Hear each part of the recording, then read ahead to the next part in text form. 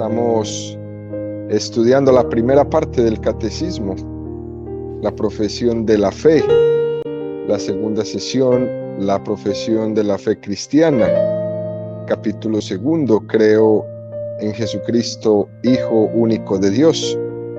Artículo séptimo, desde allí ha de venir a juzgar a vivos y muertos.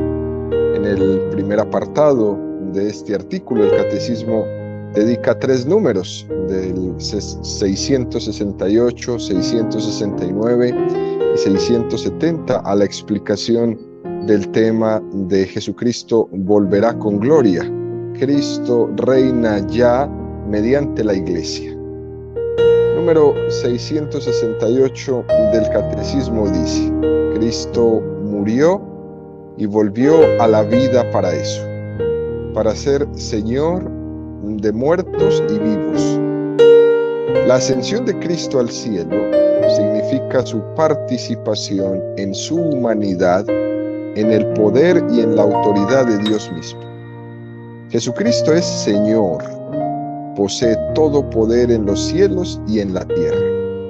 Él está por encima de todo principado, potestad, virtud, dominación, porque el Padre, bajo sus pies, sometió todas las cosas. Cristo es Señor del cosmos y de la historia. En Él, la historia de la humanidad, incluso toda la creación, encuentran su recapitulación, su cumplimiento trascendente. Sigue después el catecismo, en el número 669, me voy a permitir citar los 3 números corrido. Como Señor, Cristo es también la cabeza de la Iglesia, que es su cuerpo, elevado al cielo y glorificado. Habiendo cumplido así su misión, permanece en la tierra en su Iglesia. La redención es la fuente de la autoridad que Cristo, en virtud del Espíritu Santo, ejerce sobre la Iglesia. La Iglesia, o el reino de Cristo presente ya en misterio, constituye el germen y el comienzo de este reino en la tierra. Y el número 670 dice: desde la ascensión, el designio de Dios ha entrado en su consumación. Estamos ya en la última hora. El final de la historia ha llegado ya a nosotros. Y la renovación del mundo está ya decidida de manera irrevocable, e incluso de alguna manera real está ya por anticipado en este mundo.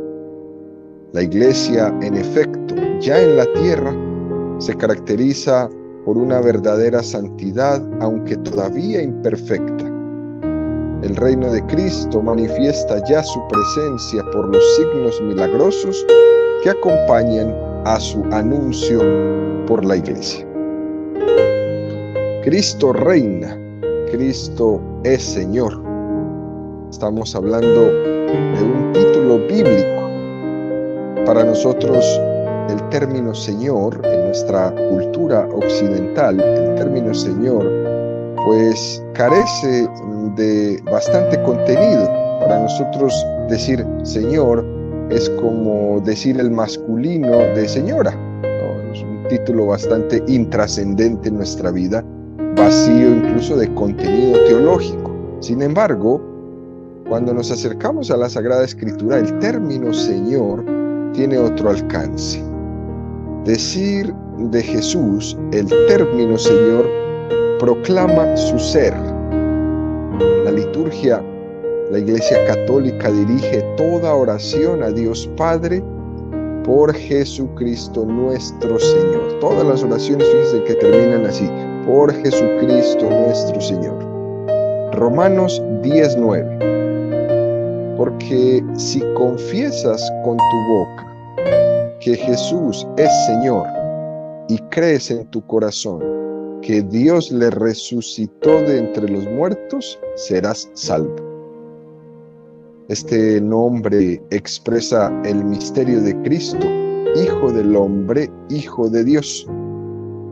En el Antiguo Testamento ya se mostraba que Señor Adonai en hebreo y en griego Kyrios, no solo era un título real, no solamente era un título regio, sino que llegó a ser un nombre divino. El señorío de Yahvé no se limita al pueblo que él ha escogido, sino que Yahvé es el Señor de los señores, porque él es Dios de los dioses. Fijémonos cómo el libro del Deuteronomio lo dice, Deuteronomio 10:17. Porque Yahvé vuestro Dios es el Dios de los dioses y el Señor de los señores. El Dios grande, poderoso y temible, que no hace acepción de personas ni admite soborno. En la primera de Samuel, capítulo 12, versículo 12, dice: pero en cuanto habéis visto que Ahaz, rey de los amonitas, venía contra vosotros, me habéis dicho: no, que reine un rey sobre nosotros. Siendo así que vuestro rey es Yahvé, Dios vuestro. Aquí tenéis ahora al rey que os habéis elegido. Yahvé ha establecido un rey sobre vosotros. Si teméis a Yahvé y le servís, si escucháis su voz y no os rebeláis contra las órdenes de Yahvé, si vosotros y el rey que reine sobre vosotros seguís a Yahvé vuestro Dios, está bien. Pero si no escucháis la voz de Yahvé, si os rebeláis contra las órdenes de Yahvé, entonces la mano de Yahvé pesará sobre vosotros y sobre vuestro rey. En el Antiguo Testamento, queridos amigos, existió pues un proceso muy interesante, como una especie de tira y afloje entre el pueblo de Israel y Yahvé en torno a una figura de un rey. Yahvé se resistía, ¿no? Los profetas no querían que Israel tuviera un rey humano. Sin embargo, los israelitas, al ver a los pueblos que les rodeaban, que todos esos pueblos tenían reyes, ellos también querían tener un rey. Pero los profetas, que expresaban el sentir divino, temían que si se nombrara un rey, el pueblo de Israel acabara poniendo su corazón en ese rey, dejando de tener el corazón en el único Dios, que esa confianza en el señorío de Dios la traspasaran a una confianza en un señorío humano. Finalmente, después de todo este proceso, Dios, a través de los profetas, cede, ¿no? Pero les advierte que si ponen la confianza en ese rey, si piensan que ese rey va a ser vuestro Señor, se equivocarán, poniendo vuestra confianza en un hombre de carne. Porque si ese rey tiene un señorío, es porque ese señorío ha sido dado por Yahvé y es participación del señorío de Dios. No es que Yahvé no quisiera que tuviéramos autoridades humanas para regirnos, no, esto no es así. Pero Dios se resistió, porque Él quería que aquello se purificara de todo lo que pudiese poner la autoridad humana sobre la autoridad divina, ¿no? Algo así como el peligro que existe de divinizar la autoridad, ¿no?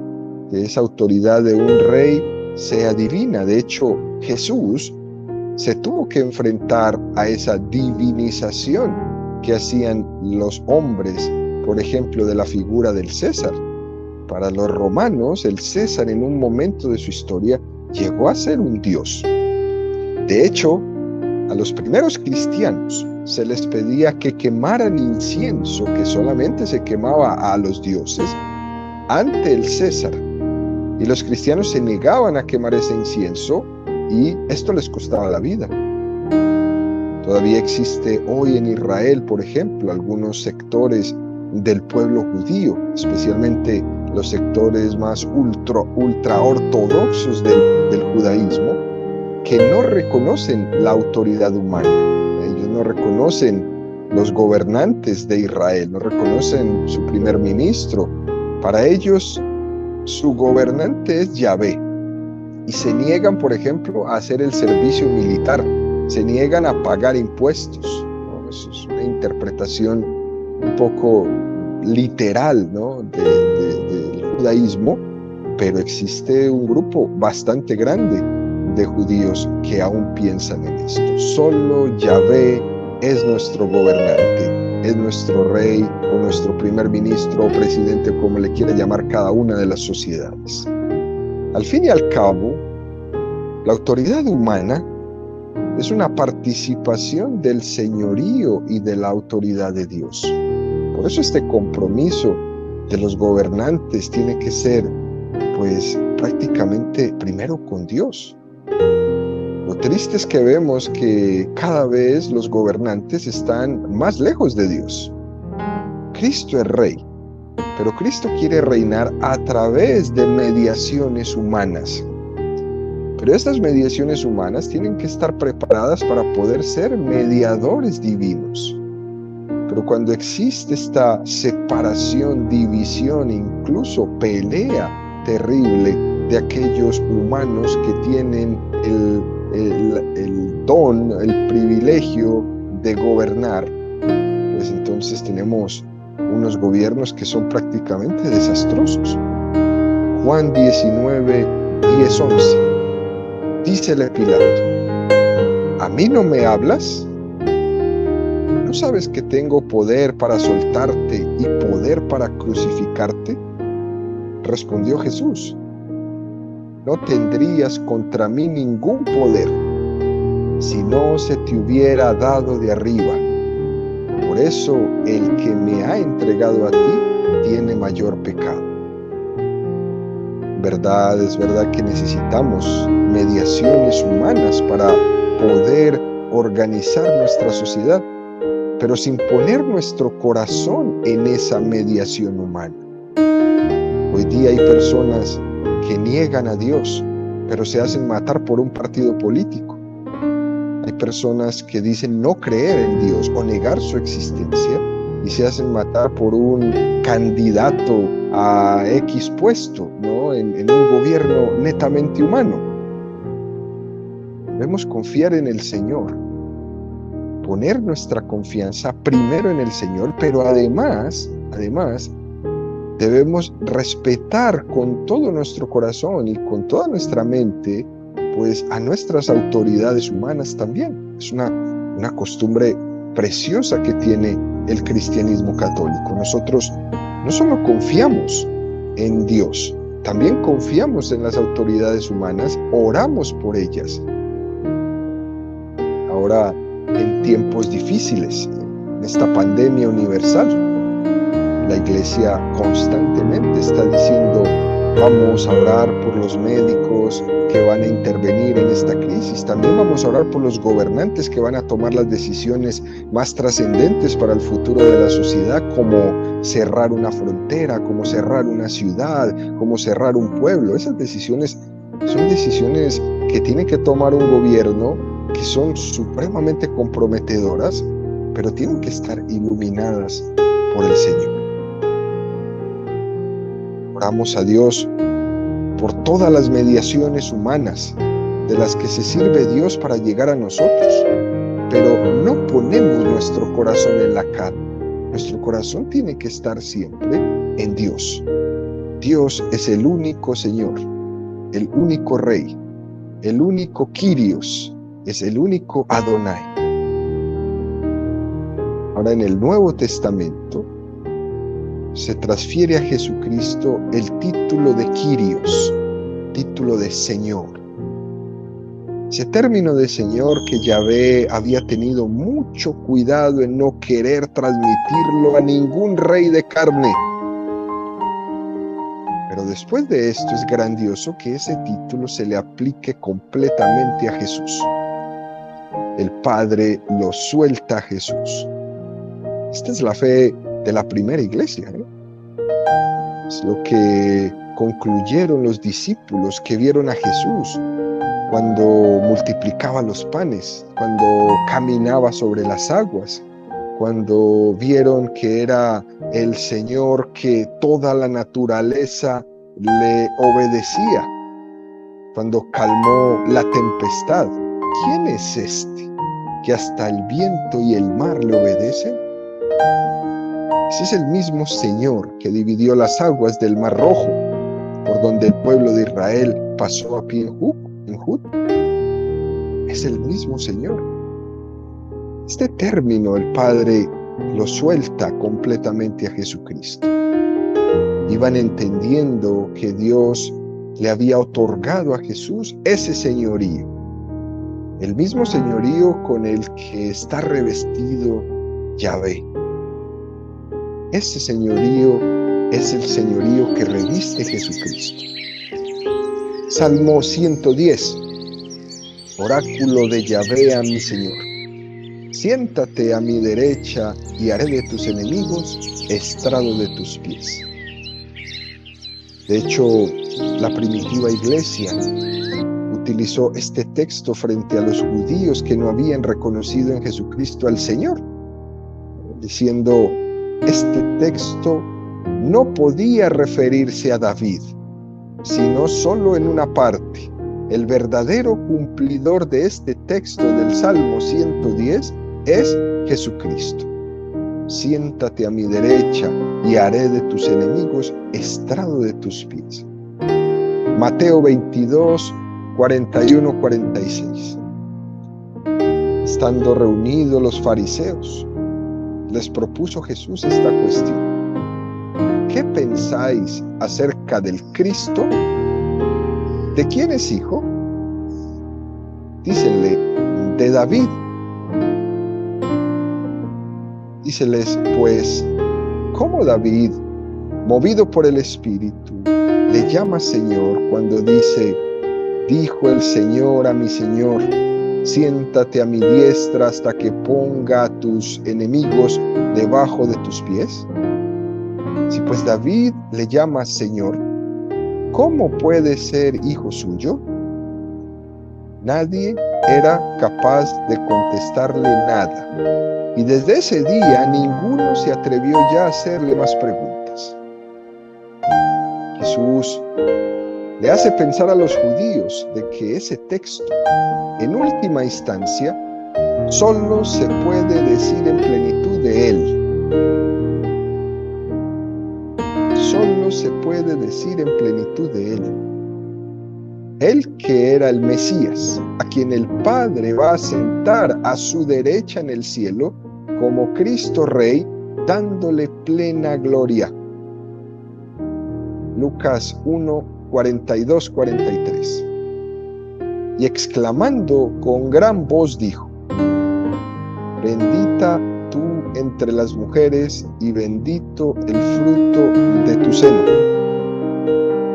¿Y de dónde a mí que la madre de mi Señor venga a verme?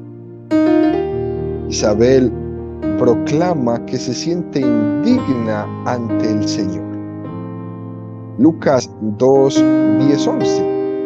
El ángel le dijo: no temáis, pues os anuncio una gran alegría, que lo será para todo el pueblo. Os ha nacido hoy en la ciudad de David un Salvador, que es el Cristo, el Señor. La iglesia naciente, la iglesia del primer siglo, se apoyaba en este Salmo 110. Proclama en su predicación el señorío de Cristo, actualizada por su resurrección.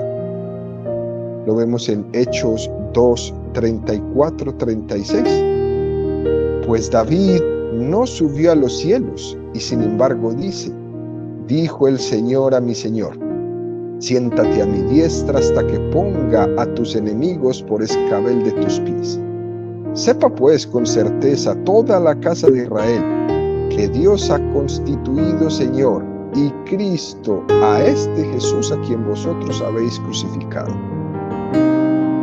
En la oración de la iglesia primitiva se conservó durante mucho tiempo la invocación Maránata, ven Señor Jesús.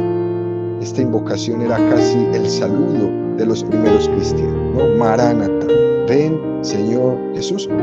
Primera Corintios, capítulo 16, versículo 20-24. Os saludo todos los hermanos. Saludaos unos a los otros con el beso santo. El saludo va de mi mano. Pablo, el que no quería al Señor, sea anate, maránata, que la gracia del Señor Jesús sea con vosotros. Os amo a todos en Cristo Jesús. Pero también en el Apocalipsis, capítulo 22, versículo 20 dice el que da testimonio de todo esto. Sí, vengo pronto. Amén. Maránata, ven Señor Jesús. Es una insistencia una y otra vez en este término que era supremamente central para ellos. Jesús merece el título supremo de Maránata y de Kyrios, en cuanto Mesías intronizado en el cielo, que inaugura su reinado por el don del Espíritu Santo. Hechos 2, 33-36. Y exaltado por la diestra de Dios, ha recibido del Padre el Espíritu Santo prometido, y ha derramado lo que vosotros veis y oís. Pues David no subió a los cielos y sin embargo dijo el Señor a mi Señor, siéntate a mi derecha hasta que ponga a tus enemigos por escabel de tus pies.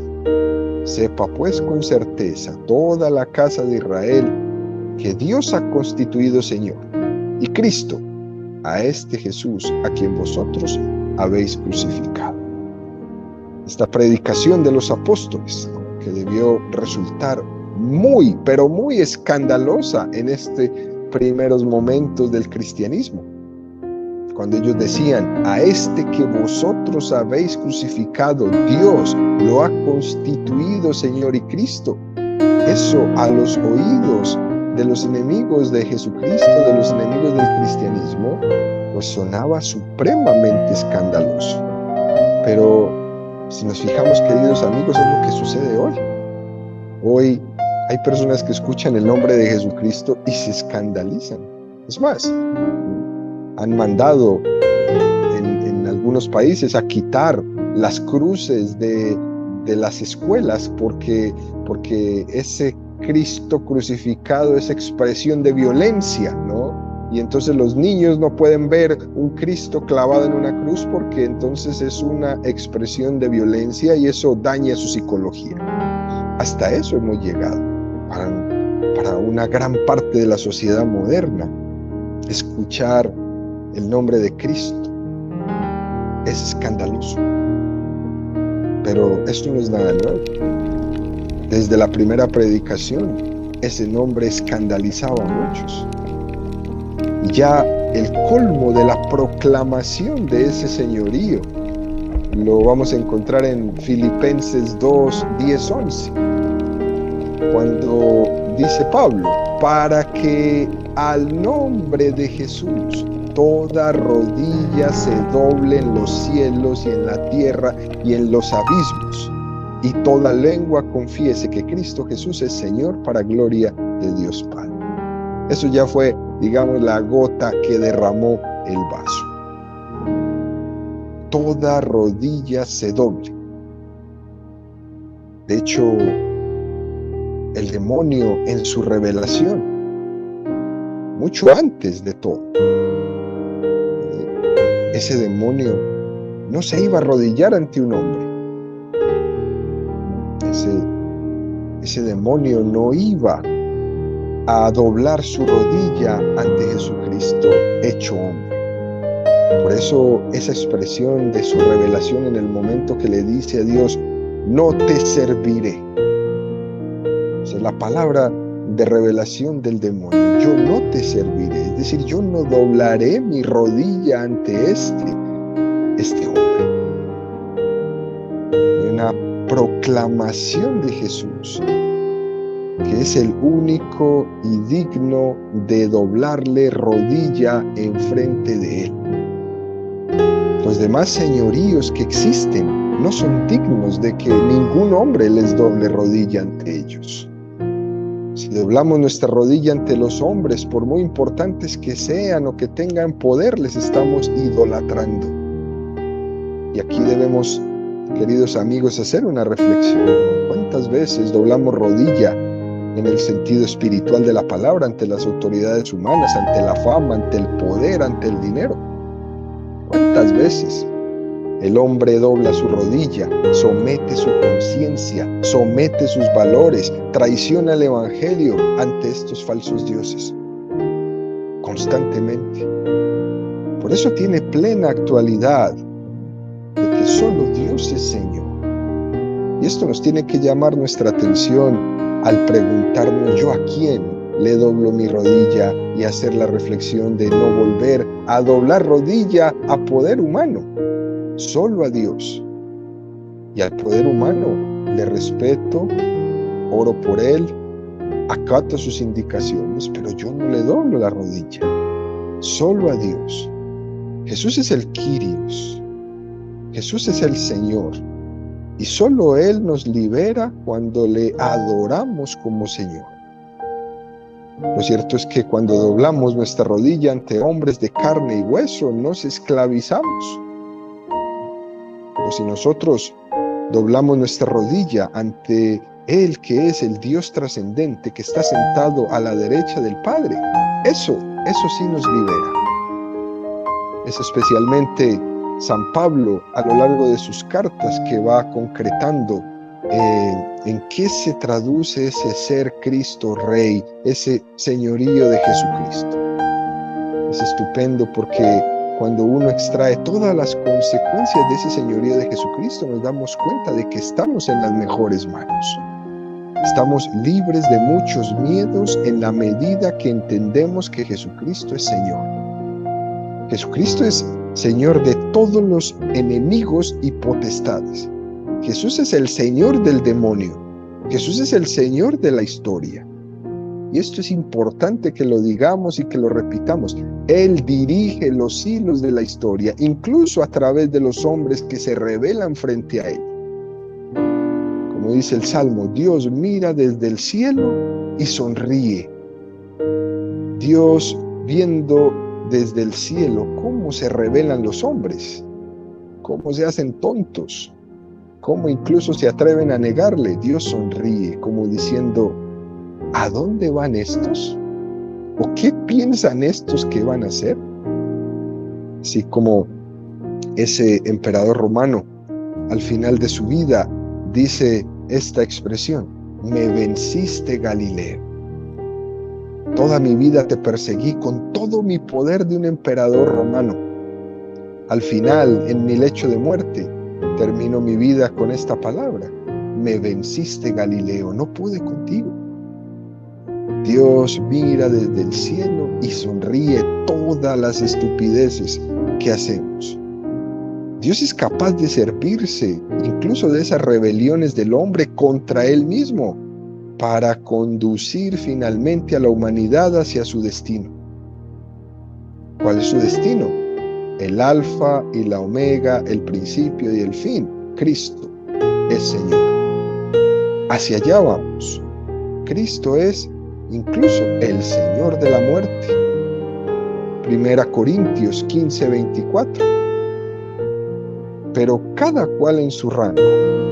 Cristo como primicias, luego los de Cristo en su venida, luego el fin, cuando entregue a Dios Padre el reino, después de haber destruido todo principado, dominación y potestad, porque debe Él reinar hasta que ponga a todos sus enemigos bajo sus pies. El último enemigo en ser destruido será la muerte. Cristo, Señor de la muerte, porque ha sometido todas las cosas bajo sus pies. Mas cuando diga que todo está sometido, es evidente que se excluye a aquel que ha sometido a Él todas las cosas. Cuando hayan sido sometidas a Él todas las cosas, entonces también el Hijo se someterá a aquel que ha sometido a Él todas las cosas, para que Dios sea todo en todo. Muy interesante, sigue esta carta en el versículo 54-57. Y cuando este ser corruptible se revista de incorruptibilidad, y este ser mortal se revista de inmortalidad, entonces se cumplirá la palabra que está escrita: la muerte ha sido devorada en victoria, en la victoria. ¿Dónde está, oh muerte, tu victoria? ¿Dónde está, oh muerte, tu aguijón? El aguijón de la muerte es el pecado, y la fuerza del pecado, la ley. Pero gracias sean dadas a Dios, que nos da la victoria por nuestro Señor Jesucristo. En este texto, San Pablo, en la confianza del señorío de Jesucristo sobre la muerte, parece que está riéndose de la muerte. En el número 669 del Catecismo nos dice que como Señor, Cristo es también la cabeza de la Iglesia, que es su cuerpo, elevado al cielo y glorificado, habiendo cumplido así su misión, permanece en la tierra en su Iglesia. Hemos aquí, queridos amigos, de darnos cuenta de que la Iglesia no es dueña, es servidora de un Señor. Algunos creen que la Iglesia es dueña de su propia vida, que puede cambiar las cosas a su antojo, ¿no? Que los papas o los señores obispos, los señores sacerdotes, según las corrientes de pensamiento que imperen en el mundo en cada momento, pueden cambiar la marcha y el transcurso de la predicación del Evangelio, o la pastoral y la asistencia de la Iglesia. Y esto no es así. ¿Por qué no es así? Porque Cristo es su Señor, porque Cristo ha depositado sobre ella la fe, y eso no se toca.